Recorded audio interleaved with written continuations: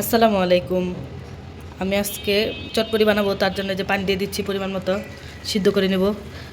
ডাবলিগুলো আগে থেকে ভিজিয়ে রেখেছিলাম, সারা রাত ভিজিয়ে রাখলে তাড়াতাড়ি সিদ্ধ হয়ে যায়। যে আমি এতটুকু পানি দেবো, আর বেশি দেবো না। এখন সিদ্ধ করে নেব।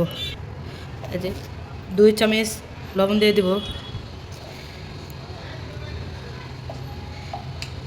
সুন্দর একটা কালার আসার জন্য 1 চামচ হলুদ দিয়ে দেব, বেশি দেব না, অল্পই দেব।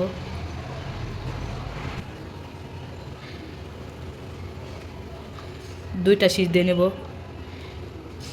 2টা শীষ দিলে হয়ে যাবে। আমি বুটগুলো এরকমভাবে সিদ্ধ করে নিয়েছি, কিছুগুলো গলে গেছে আর কিছুগুলো এরকম আস্ত ছিল। এরকম করে সিদ্ধ করে নিতে হবে। এই যে আগে থেকে আমি আলুগুলো সিদ্ধ করে রেখেছিলাম, পুরো ভাঙা যাবে না, হালকা করে একটু আস্তে আস্তে রাখা লাগবে। তো আমি এগুলো দিয়ে দিচ্ছি। পেঁয়াজ কুচি দিয়ে দেবো, মরিচ কুচি দিয়ে দেবো,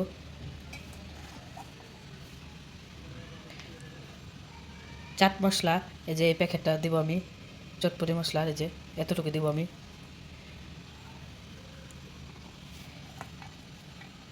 ধনিয়া পাতা দিয়ে দেবো,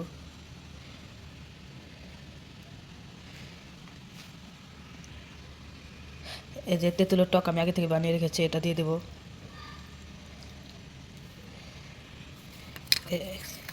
এই যে এতটুকু লবণ দিব, আগে লবণ দেওয়া হয়েছে তার জন্য বেশি লবণ দেবো না।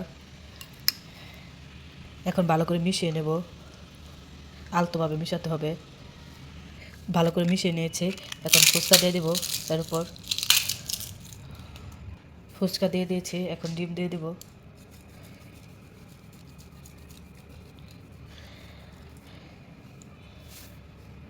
এই যেভাবে ডিম দিয়ে দিয়েছি।